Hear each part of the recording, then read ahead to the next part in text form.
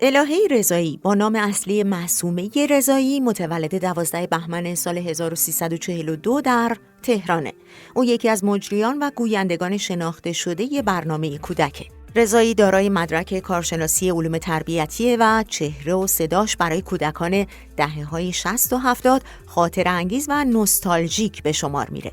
او حالا مدیر یک مهد کودک نقلی در دیباجی شمالیه و همچنان با کودکان سر و کار داره و دغدغه تربیت اونا رو در سر میپرورونه.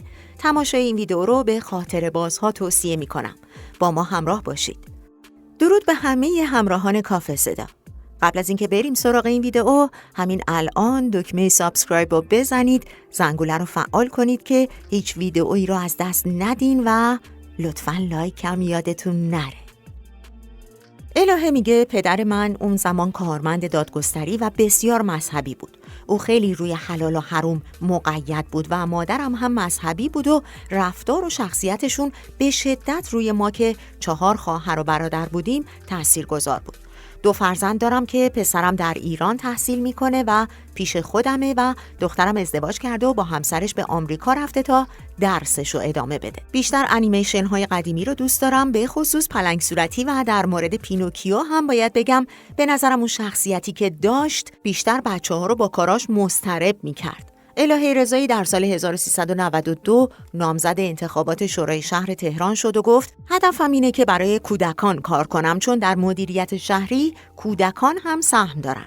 با این حال خانم مجری آرای لازمو به دست نیاورد و به شورای شهر تهران وارد نشد. او میگه فکر میکنم در اردیبهشت یا خرداد سال 58 تلویزیون زیرنویسی رو پخش کرد مبنی بر اینکه قصد داره در برنامه‌های کودک از مجریان کم سن و نوجوان استفاده کنه. یکی از دوستام که برای درس خوندن به خونه ما اومده بود این اطلاعیه رو دید و پیشنهاد داد که برای تست و اجرا به تلویزیون بریم. بیشتر از هر چیز کنجکاو بودیم بدونیم پشت این جعبه جادویی چی میگذره. تست اجرا انجام شد و من پذیرفته شدم. از اونجا بود که مسیرم به دنیای اجرا باز شد و اتفاقات به همون شکلی که مخاطبان دهه‌های 60 و 70 به خاطر دارن رقم خورد. در دهه 60 محدودیت‌ها بیشتر رو پوشش متمرکز بود، اما از لحاظ گفتار و نوع اجرا تفاوت چندانی با دهه قبل وجود نداشت. زمانی که من کودک بودم، خانم برومند اجرای برنامه‌های کودک رو به عهده داشت و برنامه‌ای به نام ما و شما رو اجرا می‌کرد. فضای اون برنامه بسیار رسمی بود و نوع گفتگوها در همون سطح باقی موند. در اون زمان رعایت خط قرمزهای گفتاری و رفتاری الزامی بود. البته اجرای برنامه کودک همیشه متفاوته، چون باید متناسب با سن و درک مخاطبان کودک باشه. طی 12 سال اخیر تغییرات بزرگی در این حوزه ایجاد شد و شیوه اجرا و ارتباط با کودکان دگرگون شده. امروزه اجراها با انرژی بیشتری انجام میشه و قالب برنامه‌ها بسیار متنوع‌تر از گذشته شده. اگه تا اینجای ویدیو با ما همراه بودی، یعنی دنبال واقعیت هستی. لطفاً لایک کن. در قسمت کامنت ها هم نظرتو بنویس و یادت نره زنگوله رو بزنی که ویدئوی بعدی کافه صدارم از دست ندی. رضایی گفته اولین حقوقی که از صدا و سیما گرفتم 1200 تومن برای 12 جلسه در ماه بود. یعنی هر جلسه 100 تومن. در اون زمان سازمان صدا و سیما استخدام رسمی نداشت و تا سال 64 در استخدام این سازمان نبودم. حتی بعد از رسمی شدن 1-2 سال از سوابق کاریمون پذیرفته نشد، چون ساعت کاری کامل نداشتیم و سن ما زیر 18 سال بود. ازدواجم به شیوه سنتی و خانوادگی انجام شد و در سالهای 64 و 65 زندگی مشترکم رو شروع کردم. در فاصله سالهای 65 تا اواخر 67 یا 68 فعالیت اجرا و گویندگی نداشتم، چون فرزندانم کوچیک بودن و در عین حال به دلیل شرایط شغلی همسرم مدتی رو در فیروزکوه زندگی می کردیم. به همین خاطر رفت آمد سخت بود و با تمام دشواری‌ها هفته‌ای 3 بار به تهران می اومدم. مادران شاغل همیشه با چالش‌های متعددی مواجهن، مگر اینکه حمایت کافی داشته باشن. با همه سختی‌ها اون دوران رو پشت سر گذاشتم و همسرم اکنون فوق تخصص قلب، شغلی که استرس بسیاری به همراه داره و من همیشه تلاش کردم کمترین فشار و استرس رو به اون منتقل کنم تا بتونه در حرفش موفق‌تر باشه. رضایی میگه اگه یادتون باشه تکه کلام من این بود: برید عقب‌تر، بازم عقب‌تر. این جمله گاهی توسط نویسندگان برنامه نوشته میشد و البته واقعا هم اهمیت داشت، چون پزشکان توصیه میکردند که کودکان باید از صفحه تلویزیون فاصله بگیرن تا آسیب چشمی نبینن. در دوران نبرد تحمیلی، تعرضات موشکی و هوایی به مناطق غرب کشور شدت پیدا کرده بود که خاطرم هست برای عیادت از مجروحان به بیمارستانی در سوسنگرد رفتم. اونا مجروحای خانوادگی بودن، نه مجروحای جبهه نبرد. یکی از صحنه‌هایی که فراموشم نمیشه دیدن زنی در بیمارستان شهید مطهری بود که تمام بدنش دچار سوختگی شده بود و با باند پوشیده شده بود. لحظه‌ای با خودم فکر کردم که وقتی این باندها باز شه او چه احساسی خواهد داشت. چندین بار هم به مراکز نگهداری معلولان ذهنی و شیرخوارگاه آمنه سر زدم و همینطور بچه‌هایی که از بم اومده بودن و بی سرپرست بودن.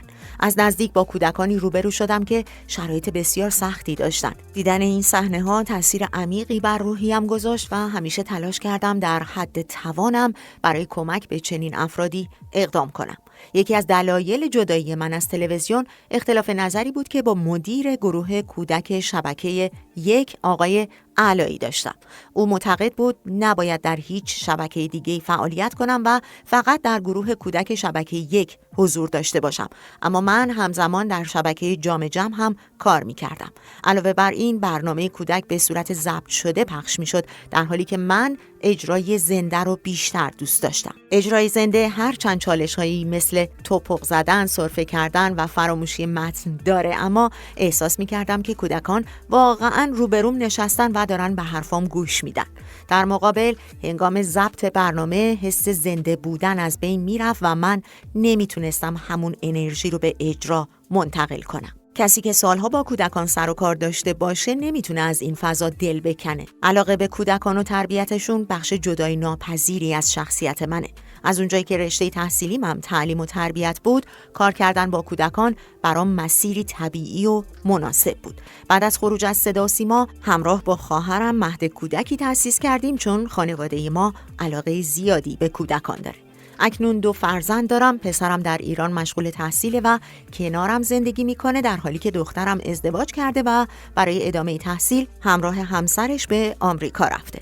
هیچ وقت تصور دوگانه‌ای برای فرزندانم ایجاد نکردم. همون شخصیتی که مخاطبان در تلویزیون میشناختن و در خونه هم داشتم.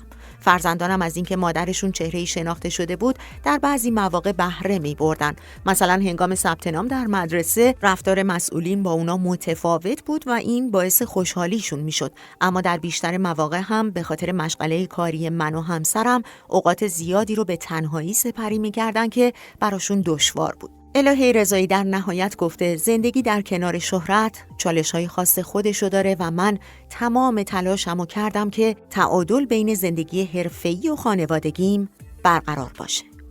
اگه هنوز سابسکرایب نکردی، همین الان کانالو سابسکرایب کنید، زنگوله رو فعال کنید تا اولین نفری باشید که از پشت پرده‌های جنجالی ما با خبر میشه. این ویدیو رو برای دوستاتون بفرستین و در قسمت کامنت ها هم نظراتتون رو برای ما بنویسین. لایک، کامنت و اشتراک گذاری شما باعث میشه کافه صدا براتون پشت پرده‌های بیشتری رو افشا کنه. اینجا کافه صدا و تا درودی دیگر، بدرود.